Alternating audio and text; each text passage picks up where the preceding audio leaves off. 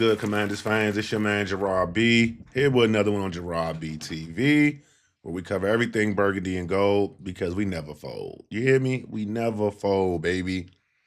In today's video, we really just going to touch on the biggest winners and losers from Daronte Jones hiring now that the dust has settled. You know, I got a chance to analyze the salary cap, the roster, you know, potential free agents, you know, on my free time. Just been doing a little Googling. But we got to be real. We got to be real for a second. I keep stressing to you, on offense, we at least got some semblance of an identity, even if we don't know what our offensive play is going to look like. On defense, we don't know shit. We don't know shit. It's because we got a new sheriff in town. We got a new sheriff in town, and we are hyped because of he talking about being aggressive, you know what I'm saying, having the players show joy out there. That's what we're going to resonate with them when they play on the field. But this is where the rubber kind of meets the road because we got some names. Guys, some of y'all got jerseys of, you know, that were foundational pieces or you thought might be foundational pieces moving forward. And they might have been exposed with this latest hiring, man. And we also got cap casualties. We got Bama's with legal situations, you know what? Oh, man, look. And sometimes we're going to see some Bama's rising up to the crop to become Pro Bowlers, starters, and all pros. So I've been looking at the depth chart, like I said, man. I see guys who could potentially have, you know, a good seasons under Daronte Jones. I ain't going to put a cap or a limit on what they can do. But I also see guys who might be polishing up that LinkedIn profile. So let's talk about it. Who's going to thrive in chaos? Who's in trouble? And who actually fits this new hybrid DNA type system that Daronte Jones going to deploy? So let's get right into it. Let's get right into it. So before I start naming names, okay, I'm not, you know, and I'm going to name names. You already know how we do on this channel. We don't run for no smoke. And I ain't always right. And I ain't always wrong. I'm somewhere in the middle. All right. But DJ Daronte Jones, you know, with that Vikings background, you heard him in his presser last week, what he said. It ain't going to be strictly 4-3. It ain't going to be strictly 3-4. We just here to confuse the quarterbacks, bro. Confuse the quarterbacks. That's it. We could be running a 5-2, a 1-5-5. You know what I'm saying? Like, you can do whatever you need to do, just as long as you manufacture the pressure, create the one-on-ones, you know what I'm saying, and making sure that the players are doing exactly what Daronte Jones envisions them doing, that they might be able to do, okay? Being scheme versatile, okay? That's important. That's important because the philosophy is about aggression, and when you have aggression, you gotta have people that hold up in situations where they're at risk, okay? He wants to funnel everything to the middle of the field, okay? He wants to wreck your game plan before you even snap the ball because you're going to be looking like, what the fuck is going on at the line of scrimmage? So with that, you need versatility. You need positionless football players. We hear that term a lot. What that kind of means is if you're a linebacker who can't blitz, you are a liability. If you are a safety who can't tackle in the box, you are a liability. If you're an edge rusher who can't drop into coverage occasionally, man, you might be in trouble, dog. All right, so we're going to look at this on the defensive side of the ball, position by position group, okay? Defensive line, your edge room, your linebackers in the secondary. And I'm going to tell you who I think fit the new DNA of the defense for all reports I've been reading, things like that. And we're going to talk about who the odd man out because there's a couple of them out there that's like, boy, you looking like a cut casualty for sure. But I appreciate y'all for subscribing to the channel. I'll be remiss without saying that. Y'all know how we get down. The growth has been crazy, man. We on our way. 2K before the end of the month, man. We almost did. All right, we about to be about 1,300 subscribers. I think we like 1,270 right now. So we need a little under 800 subscribers, man, before the end of the month. So hopefully this video blow up. Share that joint out there. All right, get people to subscribe to the channel, man. Help us grow this community right here we building on Gerard PTV, man. All right, listen, if you haven't hit that button yet already, you need to do it, man. What you waiting on? All right, it ain't gonna cost you no money. Support your man Gerard B. I rock with you because you rock with me. All right, that's that Virgo shit. All right, so let's start with the big boys up front. You got the interior O-line. All right, I'm going to tell y'all right now, this probably the biggest winner in the entire scheme change for Daron. I mean, for this the biggest winner. These the biggest winners. Daron Payne is the winner in this situation. I know we talk about the contract and all that, but listen, bruh. Contract Payne, you need an engine, and he is an engine. You need a guy who's versatile enough to play the 0, the 1, the 2, the 3. All right, play right over center in the 3-4 look. All right, I ain't saying he got to be the nose, but he can definitely move around. The man can play on every spot on the 3-4 line, bro. Okay, and Payne can even stand up and rush. Man, he is that guy, bro. He that dude. All right, now hopefully we hoping Daronte light a fire under his ass. All right, we looking at you. Because you was on the clock too, Daron Payne. But what Daronte gonna be trying to do, bro, he's going to be trying to get Daron Payne isolated on one-on-one matchups. Right. He's going to try to get him on players without a double team because that is how you wreck offensive lines. If you can get somebody else to catch that double because they worried about all the exoticness you got going on and they fuck up, yeah. D-Payne, eat, dog. Eat. I'm talking eat. Like you can truly match with your contract, you know what I'm saying, states. Although we are, and I say we, again, Adam Peters, man, you're gonna restructure that man, right? Because we need some of that cap. You know what I'm saying? Hey, I got another video coming out hot. I'm just gonna show you the cap casualties, the 5 cap casualties, and the 5, you know what I'm saying, players that we gotta bring in once we cut these, once we make them cap cuts. I'm just saying, we're gonna talk about all of this and more. We got a long offseason ahead of us, dog. All right. All right, so let's talk about a young gun. Let's talk about a young gun on the D-line. Johnny Newton. Johnny motherfucking Newton, brother. Listen, when we drafted Johnny Newton, we was like, okay, what the fuck is this dude? He a small D tackle. Well, in this scheme, he is a versatile end on 3-3-4. You know what I mean? Like, bruh, he can line up at the 3 technique. He can line up even wider. You know what I'm saying? In that, and that's just to avoid the double teams and be able to get the isolation moves. His game all about quickness. So now they worried about the Bamas that surrounding the line of scrimmage. They forgot about Johnny Newton. They put a scrub on Johnny. Johnny, you know, potentially you get in the right situation more times than not in the game. I'm being super optimistic, bro.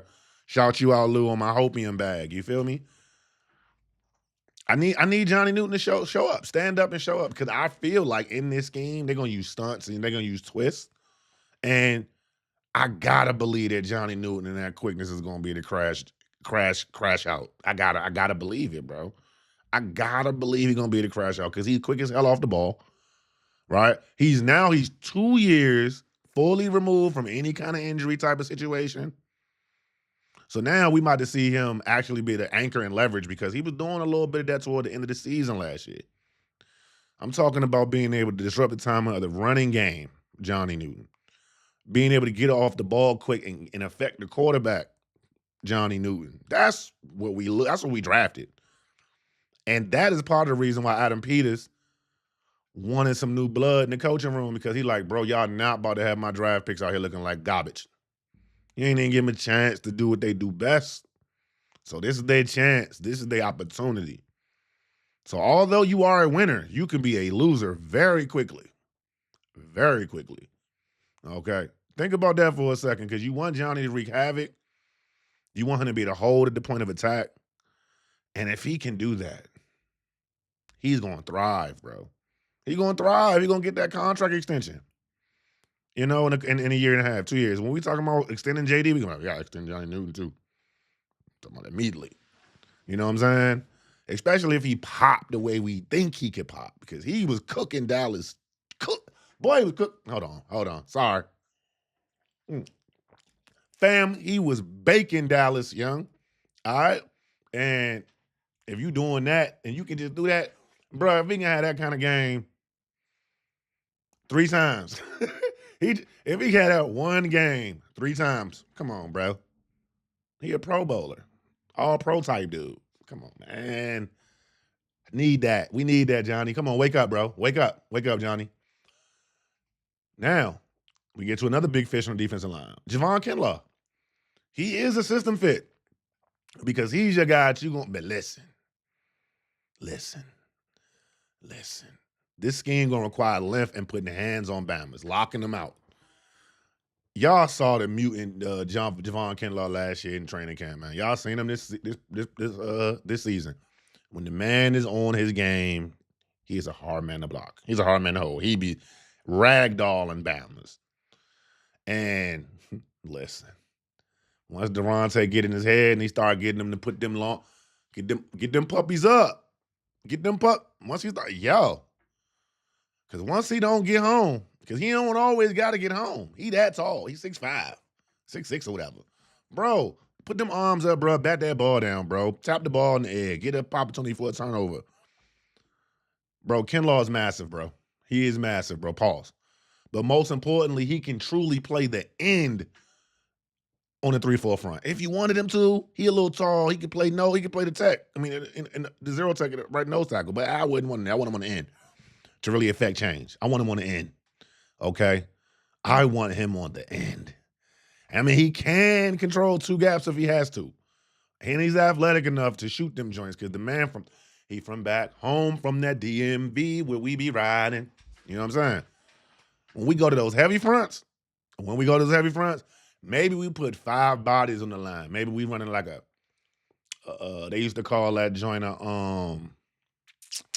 damn, what was that joint they used to call it in Madden? I forgot, but basically it's a 5-man front with 2 linebackers. You know what I'm saying? Then you got the 2 corners and the 2 safeties, right? Or you do 3 corners and 1 safety, depending on how you want to run it.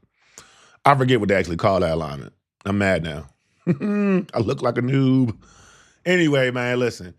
If Javon Kinlaw right, okay, you got them 5 big bodies in line. Just envision it with me. Because we ain't even got 5 defensive linemen right now. I'm willing to put them in the field. But we'll see. We'll talk about that in another video when we talking about, once we start shaking up the roster. Javon Kinlaw gonna be a nightmare to block, bro. He gonna be a nightmare to block, bro. They're gonna be trying to funnel him. He's gonna be able to push running backs back inside. They're not gonna be able to get him off the edge. Because once you set to the edge and you push everything back, now you got these fast-flowing linebackers that we're going to have, and they're going to be able to attack downhill at that proper angle. Think about that. So Javon Kinlaw is a winner here because he fits that physical profile that Daronte Jones wants. Long, physical, strong, and most importantly, he's versatile. Okay. Now, I will say, I'm going to say this. I am going to say this. Who is in trouble on this defensive line? Honestly, if you're like a specialist and all you can do is like run stop, you cooked. You cooked. You gotta be able to do both. You cooked. Also a loser. We don't have a true nose on this roster. We don't have a true nose. The closest nose tackle we would have, he's a free agent for us, it'd be Eddie Goldman. All right, if you want a true heavy front against the run, he could serve as your nose tackle. All right, he would thrive alongside Payne and Newton. He showed up a little bit here and there. Man, he could just beat a double team, just eat double teams. Just eat them up. Just sit there and double team me and let these other guys be singled up. Got to be ideal. But, yeah, so that's another part of the shopping list AP got to go into. Something we didn't necessarily think about when we was building out that roster the other day. Opportunities to get better. You can't get mad for opportunities to getting better.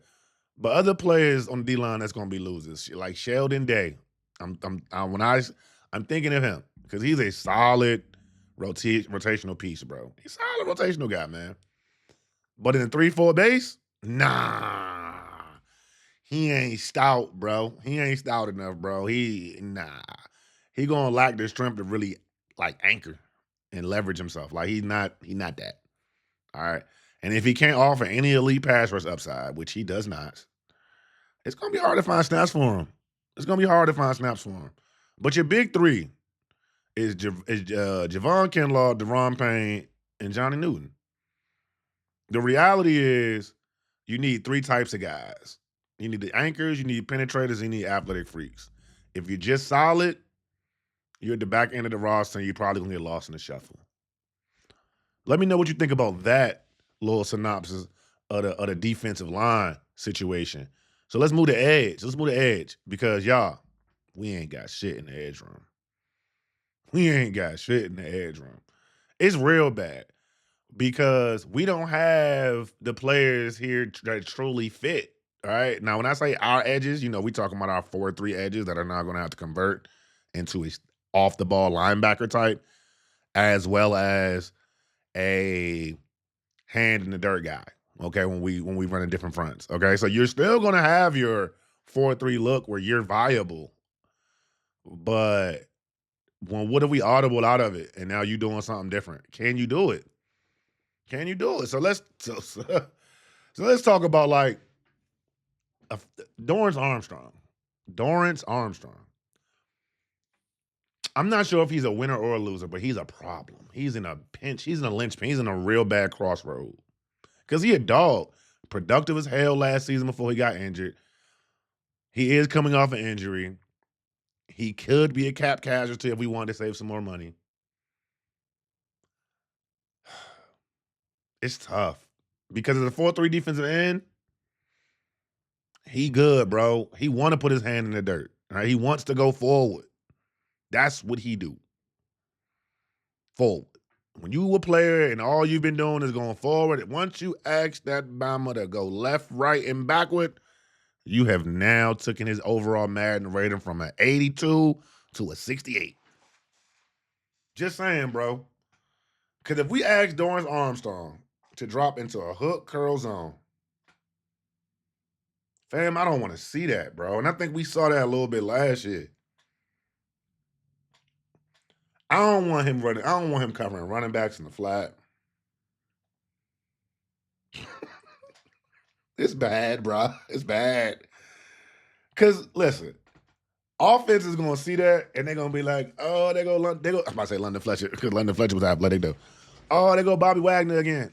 Nah, bruh, you too big, young. You ain't got the hip flexibility to be doing that, man.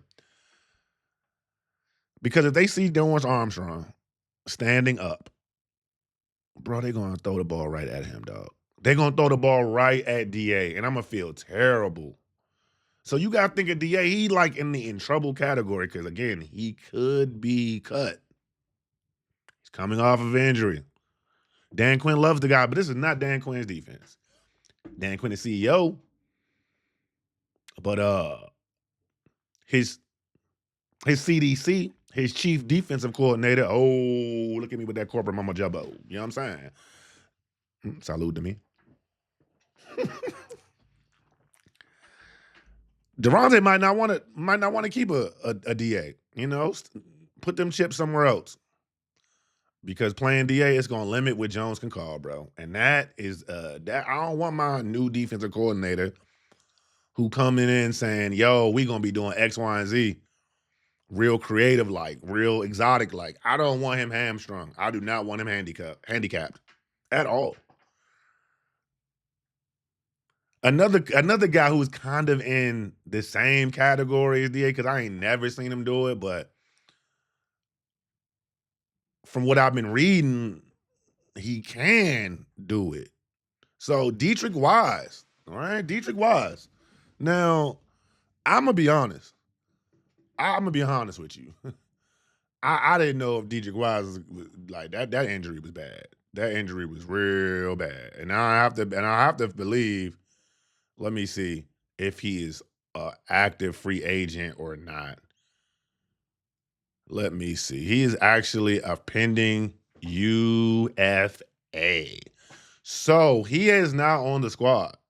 So yeah. Sorry, dude. I don't know. But you scheme versatile for real. You a big ass defensive end type. So you could play true in the 3-4. Right? You can kick inside and play in 3-4. And I've seen you be versatile enough that if you need to run out to the flat, you can. I ain't asking you to do that shit at all, though. All right. But Dietrich Wise does allow DJ, Daronte Jones, to really stay in his base personnel, while still giving different looks. And that's what you want. It's called being multiple. Okay. He could set a hard edge against the run. We saw that in the few games that he played before he got injured. He was becoming quickly a fan favorite when it came to that run stopping shit. And then he was like surprisingly all right as far as a rusher. But again, he's a free agent, bro. So he's not even on the active roster. Are we going to re-sign him? Let me just quick gander. I want to say, what's his number? His number, it was 5.6 million APY this past season. So we'll see. Let's talk about some of our more specialized ends. Von Miller, also a free agent. He is actually a fit for this kind of scheme because it's about manufacturing pressure. He's a pressure manufacturing man. How many times did Von Miller go in there and steal somebody's sack? Hey, you got it. You got it done, man. But are we paying Von Miller again for 25 snaps again a game? I don't know. It really depends on how we really attack free agency. I kind of want us to go get 2 defensive ends that can hold up. I mean, not 2 defensive ends. An end in the 3-4 as well as a nose tackle. I need some linebackers. I need guys that are versatile. Okay, because when I'm looking at this, how this has been carving out, it's tough. Daronte got a tough job ahead of him as I've been looking. This is tough. Javonte Jean-Baptiste, he a young guy, lots of potential. But he's similar to DA. He a traditional 4-3 wide 9 type rusher. So again, does he have the fluidity to play like in space? I don't know, bro. I don't know, but he's young, so it is what it is. All right. The league is all about adaptation. So hopefully, my young boy, while you've been injured, you've been working on your read step. For all those that know what a read step is, that's when the linebacker, if you ever watch linebackers play, when the quarterback hike the ball, they take 1 step up. That is them reading what's going on. Always take 1 step up. Okay. I ain't about to inundate y'all long with that. I was about to go off. I was about to get into my nerd bag. All right, let's talk about linebackers, man. Let's talk about linebackers because these is your blitzing weapons. Now, I'm going to tell you, Frankie Luvu got a chance to get back to All-Pro. Frankie Luvu. Okay, he got a chance because I know y'all watched that press conference, and I know y'all watched how Daronte Jones lit up when he was talking about Frankie Luvu. The man's a missile, bro. But now Daronte get to weaponize him, and that just sounds so cool. Weaponizing Frankie Luvu. I'm just saying, it's going to be amazing to see. Because we're going to see Luvu line up everywhere. A gap between the center and the guard. You're going to see him showing up, blitzing, and then bailing out. You're going to see him doing a lot of blitzing from real wide out. You know what I'm saying? Like, listen, the D-line, if they occupying the blockers like they supposed to, because in 3-4 scheme, bro, they eaters. They eat. The D-line eat. They just supposed to be, and the linebackers are supposed to be the ones behind and the ones that's flowing to the ball are supposed to be the ones that get the free runs at the quarterback, at the running back. They get the one-on-ones with the running backs, and that's what Luvu needs. And you heard Daronte say, our job is to get Frankie Luvu on a running back. Our job is to get Frankie Luvu on a running back. Too many times last year, Frankie Luvu was not on a running back. When he came to rushing, he was goddamn guard was tearing my nigga up. Excuse my mouth. Tearing him up, dog. He got to avoid those big tackles, dog. He got to shoot them gaps, dog. He got to, bro. And we got to see. I'm predicting right now, with a full healthy season, Frankie Luvu, this your contract year too? Ooh, you should make the Pro Bowl easy this year. You should make the Pro Bowl easy this year, especially if we go get my man Devin Lloyd. Oh man, you and Lloyd together, man, that's feed families, bro. That'll feed families, bro. We can call y'all 4-0. 4-0. You know what I'm saying? Like, come on, man. Dude. I'm just thinking about it. And look, Bobby Wagner, he still fits this scheme. The OG, the Hall of Famer. Why does he thrive here? 2 words. Run support. This scheme funnels everything to the middle. I said it before. I'm gonna say it again. The D-line's job is to eat up blocks, bro. The linebackers get the flow off that. If the D-line doing their job, Wagner is elite at diagnosing the run and filling those gaps. Fam needs like 100 tackles to be like the all-time. I don't know how many tackles he needs. He don't need a full season worth of tackles for him to get the damn lead, number one overall tackle leader in NFL history. You don't get that if you can't run support. You don't, yeah. And on passing downs, believe it or not, B-Wags is smart enough to handle the blitzes disguises. Okay?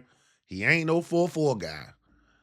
But he knows where to be. Okay? He can loop and he can stunt perfectly. Because on passing downs, I'm not asking Bobby Wagner to guard anybody. I'm asking you to run to the man with the ball. Hopefully that man is a quarterback.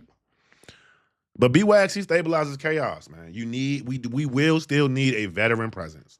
When everybody else flying around like crazy, you got your man Jordan McGee, you got Devin Lloyd, you got Frankie Luvu, and you got B-Wags. Them your 4 linebackers, dog. That could be nasty, cuz. That could be nasty. And speaking of Jordan McGee, because we got to keep an eye on Jordan McGee because he is a prototypical linebacker.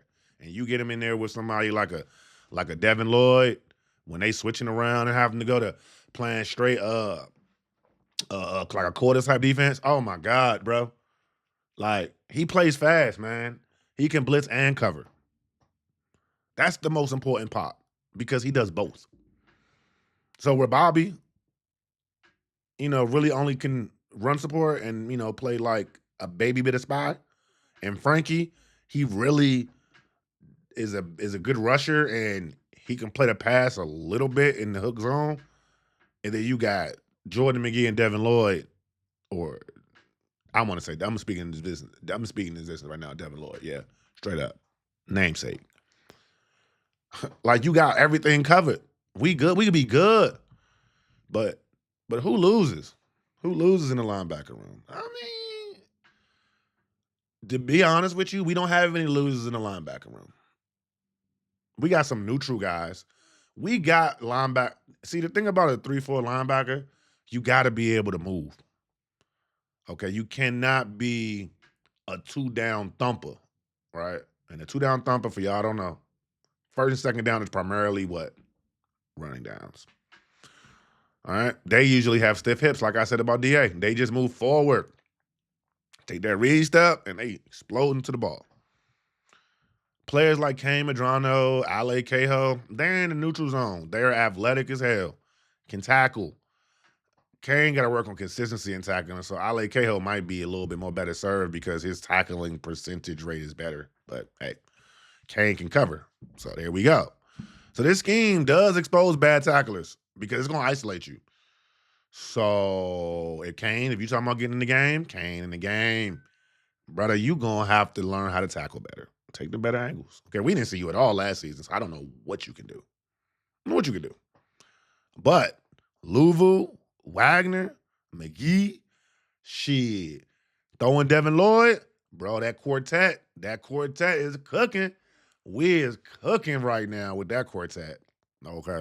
All right. You feel me? I'm getting them, boy. All right. Let's talk about the secondary. So, and I know some of y'all going to frown y'all faces up at this. You know what Daronte Jones' specialty is. He a DB guy at heart, man. All right? And there's one player who I think of. Everybody hates him now for some odd reason. The year prior, they loved him. They loved him. Going into the season, they loved him. Now they call that man Jartavius Martin. He don't even get his nickname no more. The name that he told everybody to call him by. All right. Hey, Johnny, they calling you Jerzon again too, my boy. So you need to get your name back too. But yeah, Jartavius Martin, man. He might be able to be unlocked, man. Because he can be one of them. He can thrive in this scheme. Because you need a guy who can not only play deep safety, but who can blitz and who can play slot. That's Quan Martin. That's Quan Martin. Like, Daronte gonna have him moving everywhere around, everywhere. Now, is my man a cap casualty, a potential cap casualty? Yep, sure the fuck is. Sure the fuck is. Let me look at that number. I want to say that joint was like, with that cap number hitting on for my mans, and them. Yeah. They'll say 3.5 million if they cut about 3.5 million if they cut Quan, unfortunately. Unfortunately. All right. And some of y'all want that money back. And it ain't y'all's, which is crazy. But again, Daronte gonna have him moving off everywhere, bro. All right. He will allow us to stay in a nickel look and still be able to defend the run. Because he can tackle. He reduces the exposure of other guys, which is what the safety is supposed to do. Because you want your safety to cover up the mistakes of the guys in front of him. So I'm telling y'all, okay, y'all might have heard it from Lou first. You're hearing it from Gerard B next, man. Quan might be the skeleton key of this defense, man. All right. Now you partner him with my boy Caleb Downs. Oh my God. Now we talking about scheme versatility. You don't know what, them niggas ain't never coming off the field, dog. What? Now let's talk about a quick departure, because Marshawn, he out of here. Damn. I like Marshawn, but for us, he was trash. But I like Marshawn, but he trash. They're gonna save $18 million when they cut him. Your man in legal troubles. Yeah, Daronte Jones ain't about to deal with that, bro. He trying to be locked in. This is his first year calling plays, and again, cut candidate, plain and simple. I'm not even factoring him into the defense for 2026. But that alone creates a massive hole for us. It was already a hole when he was there. Now it was a hole that needs to be filled. Because once he's gone, you now have Trey Amos as your lone boundary corner. I mean, you got Mikey, but I'm sticking Mikey in the slot still. You're gonna learn you're gonna learn your bones, but now who is locking down these number one wide receivers in our division and number two wide receivers? Because you need two corners at least on the outside. So this puts massive pressure on the front office. AP, this is why I said you are on the clock. Because once we lose Lattimore, this secondary, it got help. It got help one signs out right now. Right now. All right. And you know who I'm looking at. You know who I'm looking at for corner. Who you looking at for corner? All right. Let me know. I already know a lot of y'all want Reek. Some of y'all want Alontae Taylor. Shoot. I think some of y'all wanted Jamel Dean. I don't think he leaving Tampa, but he might. We'll see. We'll see, man. I don't think Kansas City letting Jalen Watson go, but we'll see. You see what they just did with Patrick Mahomes. Restructured that man contract. They're going to cut somebody else, and they're going to be like $50 million under the cap. So let's talk about Will Harris right quick. Because Will Harris, he can hoop. He can hoop. He's a vet. He knows how to identify blitzes. He's strong in the box. We already talked about last year Will Harris and how he's going to help us, and he got injured so damn early. But he's another guy who fits that smart veteran mold, right? That Daronte can pair with young explosive guys. So you talking about him being your third safety with Quan Martin and Caleb Downs. I'm speaking it into existence now, y'all. I'm speaking it into existence. Now Will Harris ain't flashy, but he got some moxie. He got some moxie about him. He got some moxie. All right. So some of the concerns, I don't want to say losers. Some of the concerns I have in the secondary. I'm gonna start with my guy. Trey Amos. And the reason why he on here, because I just told you we losing Marshawn, so you down to just one real boundary corner and your second year guy who's coming off an injury as well. Listen, he's very talented. He's very talented. But in this defense, if the blitz don't get home, he got to cover for 4 or 5, 6 seconds, bro. Hopefully not 6. Hopefully it's 4. Hopefully it's just 4. If it's 6, we in trouble for real. Everybody's in trouble. 4 seconds, bro. He got cut for 4 seconds, bro. That's something to think about, bro. All right, so that's like you literally is putting your corners on the island. Your secondary is literally beholden to the rest of your defense. Like they are relying on the rest of your defense to get their job done. More so than we had in the past. I know Joe Witt was like, hey, they're on the island. No. Not like this, brother. Not like this. Not like this. So, and I like Trey Amos. I thought his technique was good. I liked him in the run support. He was fearless when it came to tackling. Did he get run over? Sure. You're a corner. You're supposed to get ran over. It's okay. It's okay. But somebody like Percy Butler, who's fast as hell, but just his tackling angles are fucking ass. You're a fucking safety, bro, and you can't fucking get the angles down, bro. Come on, son. Come on, son. And the scheme that funnels plays as safeties, that is a problem for me. That's a problem. Because you got to be a sure tackler. And if you miss, that's 7 out the door. Okay. That's 7 out the door. My bad. Another winner, potentially, for the secondary. Tyler Owens. T.O. The freak. Line him up in the slot. Line him up line him out to the blitz. Drop him down in 3-4 right quick. Have him be in the 4, one of the, like the 5th linebacker, if you will. Come on, man. You can get crazy with him. Scheme versatile, okay? You can do a lot with a Tyler Owens in this type of scheme. He's another missile. Like a Frankie Luvu in the secondary. Just point him and shoot him. The verdict on the secondary, it's in flux, bro. It's in flux. I ain't even got to tell y'all Revo cool. Revo good with me. Revo good with me. And Revo was showing out last year, so Revo good with me. I don't got nothing to say bad about Revo. Revo's in don't touch land. All right. So in conclusion, let's bring it all back together. Yes, we got a new scheme. Yes, we're gonna have a new identity, but we got so many holes to fill. So let's run down the winners real quick. Daron Payne, Johnny Newton, Frankie Luvu, Quan Martin, Tyler Owens. You feel me? The losers. Dorrance Armstrong, Sheldon Day, Percy Butler. The neutrals. Damn.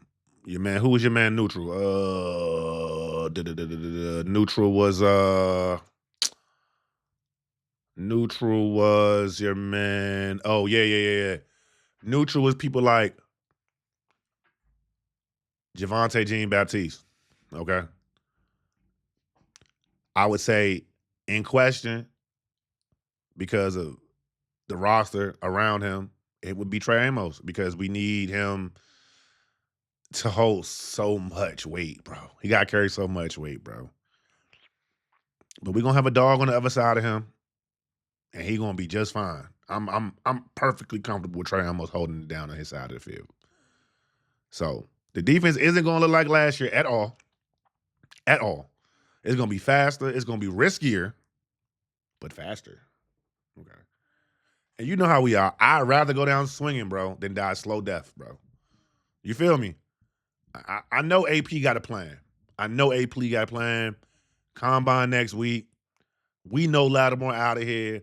Again, it's ways for us to get to 130, 140 million on the books, bro. And we can really reshape this whole defense, let alone this entire roster, with some good strategic cuts. And we're going to talk about those in the future video coming up one of these days. But that's why we play these games, man. So let me know in the comments. Who do you think thrives the most?